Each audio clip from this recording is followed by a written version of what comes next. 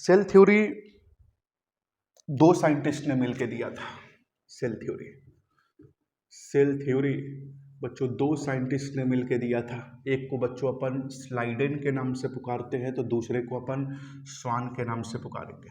एक को बच्चों अपन स्लाइडेन कहते हैं, स्लाइडेन, तो दूसरे को अपन किस नाम से पुकारेंगे बच्चों? स्वान के नाम से पुकारेंगे, स्वान के नाम से। स्लाइडेन ने बच्चों सेल थ्योरी को 1838 में दिया था, और स्वान ने बच्चों सेल थ्योरी को बच्चों कब दिया था? 1839 में दिया था। बच्चों स्लाइडेन ब्रिटिश जर्मन बॉटनिस्ट थे,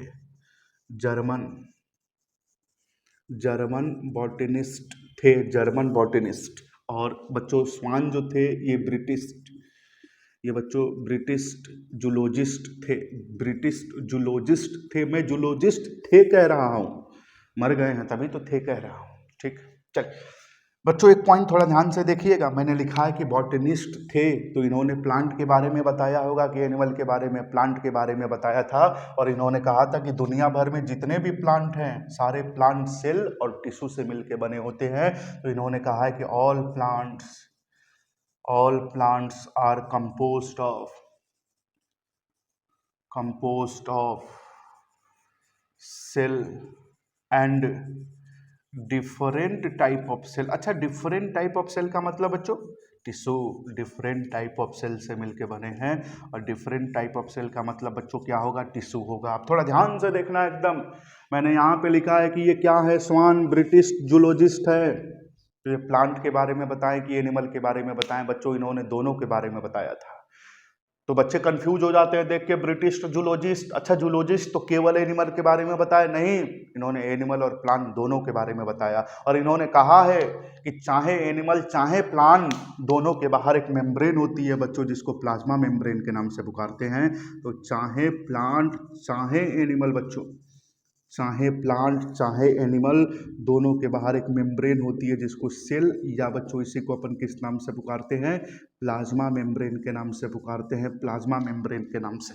दूसरा पॉइंट और इन्होंने ही बताया, प्लांट के बाहर एक वॉल होती है बच्चों, जिसको किस नाम से पुकारते हैं? सेल वॉल के नाम से पुकारते हैं। तो प्लांट के बाहर एक वॉल होती है बच्चों, जिसको सेल वॉल के नाम से पुकारेंगे। स्लाइडेन सब कुछ नहीं बता पाए। अगर स्लाइडेन सब कुछ बता देते तो स्वान को ये बताने की क्या जरूरत रहती? तो स्लाइडेन क्या नहीं बता पाए? स्लाइडेन ये नहीं बता पाए कि प्लांट के बाहर एक वॉल होती है जिसको सेल वॉल के नाम से पुकारते हैं। और स्लाइडेन ने कहा था कि all plants are composed of cell. दुनिया भर में जितने भी प्लांट है सेल और उसके टिश्यू से, सेल और टिश्यू से मिलकर बने हैं। और इन्होंने कहा था कि दुनिया भर में चाहे प्लांट चाहे एनिमल जो भी है वो सेल और टिश्यू से मिलकर बना होगा। तो इन्होंने कहा है बच्चों की all plants and animal are composed of cell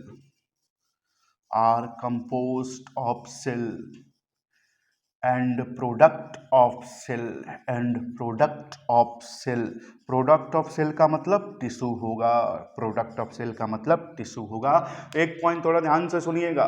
क्या स्वान ने केवल एनिमल के बारे में बताया? नहीं, एनिमल और प्लांट के बारे में, दोनों के बारे में बताया। स्वान ने केवल प्लांट के बारे में बताया। समझ पा रहे हैं मैं क्या कर? एक चीज और सुनिएगा, स्वान और स्लाइडेन सब कुछ नहीं बता पाए। अगर सब कुछ बता देते तो इसके आगे कोई साइंटिस्ट नहीं आता ये सब बताने के लिए। एक और साइंटिस्ट है जिनका नाम है बच्चों रुडोल्फ व्रिको या विरसो, जो भी पढ़िए, उन्होंने भी कुछ बताया, कुछ पॉइंट बताया जो ये पॉइंट नहीं बता पाए दोनों लोग मिलकर।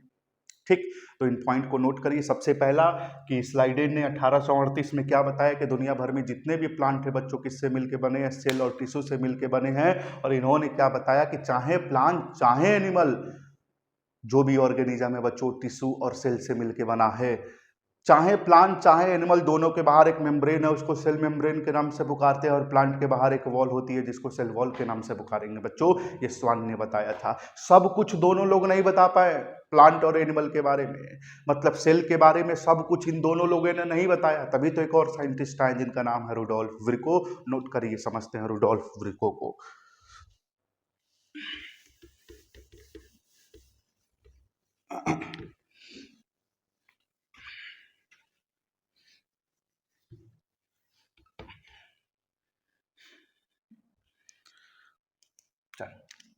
एक साइंटिस्ट बच्चों रुडोल्फ वृसो या व्रिको जो भी पढ़िए, इन्होंने बच्चों कुछ बातें जो बताई थी किस सन में बताई थी, 1855 में बच्चों इन्होंने बताया था। ठीक, सुनिएगा इन्होंने क्या बताया।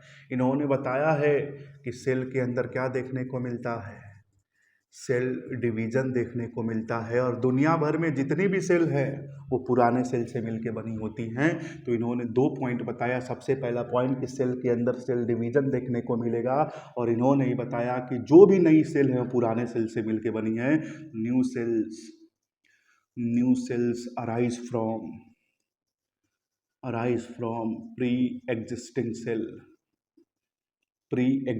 सेल। और इसी कंसेप्ट को बच्चों अपन ओमिनस सेलुला ई सेलुला के नाम से पुकारते हैं। ओमिनस सेलुला ई सेलुला के नाम से पुकारेंगे, ई सेलुला के नाम से। तो रुडोल्फ व्रिको ने क्या क्या बताया, 2 चीज कि सेल के अंदर सेल डिवीजन देखने को मिलता है, और कि जितनी भी नई सेल है बच्चों वो पुराने सेल से मिलकर बनी होती है, रुडोल्फ व्रिको ने बताया। और इसी कंसेप्ट को बच्चों अपन ओमिनस सेलुला और ई सेलुला के नाम से पुकारते हैं। थोड़ा ध्यान से सुनना, सेल थ्योरी में स्लाइडेन और स्वान क्या नहीं बता पाए, 2 चीज नहीं बता पाए कि सेल के अंदर सेल डिवीजन देखने को मिलता है और न्यू सेल पुरानी सेल से मिलकर बनती है। ये 2 बात स्लाइडेन और स्वान नहीं बता पाए। तो सेल थ्योरी का फेलियर पॉइंट क्या है कि सेल थ्योरी यही एक्सप्लेन नहीं कर पाई कि सेल के अंदर सेल डिवीजन देखने को मिलेगा और न्यू सेल से जितनी भी नई सेल है वो पुरानी सेल से मिलकर बनी होंगी। लेकिन मैंने आपको स्टार्टिंग में ही पहले कहा है कि प्योर एनसीईआरटी पढ़ाऊंगा आपको, एनसीईआरटी में जो लिखा है वही आपको समझना है। लेकिन हमारी एनसीईआरटी बुक बच्चों सेल थ्योरी में फेलियर पॉइंट को केवल यही बता रही है, केवल इस बात को फेलियर बता रही है। लेकिन आपका दिमाग है, थोड़ा अपने दिमाग से सोचो रे बच्चों, ये भी तो फेलियर पॉइंट है सेल थ्योरी की। समझ पा रहे हैं मैं क्या कह रहा हूं। तो सेल थ्योरी का फेलियर पॉइंट क्या है, सेल थ्योरी का फेलियर पॉइंट क्या है, सेल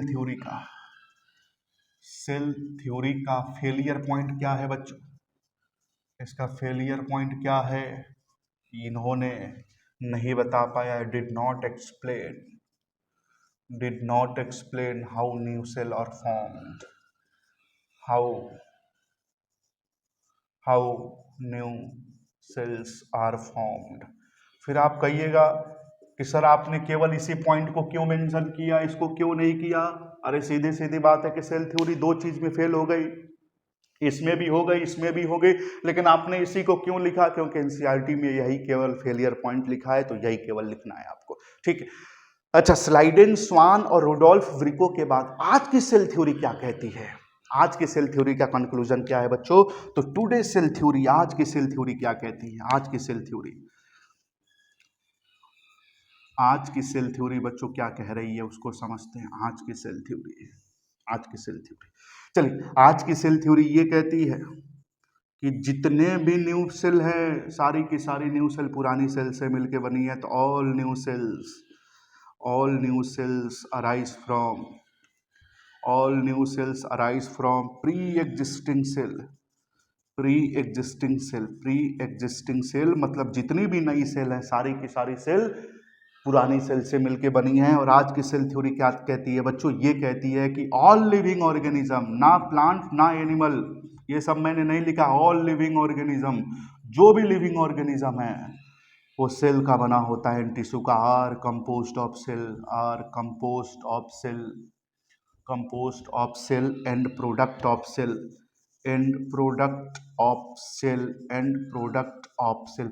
सेल का मतलब बच्चों क्या होगा, टिश्यू। तो आज की सेल थ्योरी यही कहती है कि जितने भी नए सेल हैं वो पुराने सेल से मिलके बने हैं। और आज की सेल थ्योरी कहती है बच्चों कि दुनिया के जितने भी लिविंग ऑर्गेनिज्म है वो सेल और टिश्यू से मिलके बने हैं। चलिए मैं आपसे क्वेश्चन पूछता हूँ, ये सेल थ्योरी का पहला पॉइंट है और ये सेल थ्योरी का दूसरा पॉइंट है। बच्चों बताओ पहला पॉइंट किसने कहा था, आपकी आंखों के सामने है, रुडोल्फ व्रिको ने। तो ये पहला पॉइंट किसने दिया है बच्चों, रुडोल्फ व्रिको ने। और ये दूसरा पॉइंट किसने दिया है बच्चों, तो लिख लीजिएगा स्लाइडेन और स्वान ने। स्लाइडेन और स्वान ने दिया है बच्चों, स्लाइडेन और स्वान ने दिया है, स्वान ने। तो आज की क्लास बच्चों यहीं तक पढ़ते हैं और कल वाली क्लास में बच्चों अपन एन ओवरव्यू ऑफ सेल की बात करेंगे, जिसमें एनसीईआरटी बुक दो सेल को कंपेयर कर रही है, एक ह्यूमन चीक सेल और दूसरा ओनियन पील सेल। मैं आपसे प्रॉमिस कर रहा हूं कि 32 चैप्टर जितने भी हैं बच्चों, मैं कोशिश करूंगा कि पूरा अपने चैनल पे पढ़ाऊं, एकदम प्योर एनसीईआरटी पढ़ाऊं। अगर आपको कोई भी टीचर एनसीईआरटी से बाहर पढ़ा रहा है बच्चों, तो समझ लेना आपके लिए नुकसानदायक है। अरे उस टीचर का कोई दिक्कत नहीं है, उसको जितना आ रहा है उतना बक रहा है। समझ में आ रहा है मैं क्या कर रहा हूं? अगर कोई भी टीचर आपको एनसीईआरटी से बाहर पढ़ा रहा है तो आपका समय किल कर रहा है। और बच्चों को जब एनसीईआरटी से बाहर पढ़ाया जाता है तो मजा आता है, क्या बाहर पढ़ा रहा है क्या बाहर पढ़ा रहा है, कितना मजा आ रहा है। अरे अगर कोई दुनिया में टीचर बना है, अगर कोई बायोलॉजी नीट लेवल पे पढ़ा रहा है बच्चों, तो उसके पास नॉलेज की कमी तो हो, उसके पास नॉलेज की कमी तो होगी नहीं, नॉलेज तो है उसके पास। लेकिन ये आपको बिल्कुल भी नहीं जानना है कि टीचर को कितना आता है, आपको ये जानना है कि एग्जाम में कितना आता है। टीचर को तो बहुत आता है। तो चलिए कल वाली क्लास में बच्चों इसी पार्ट को अपन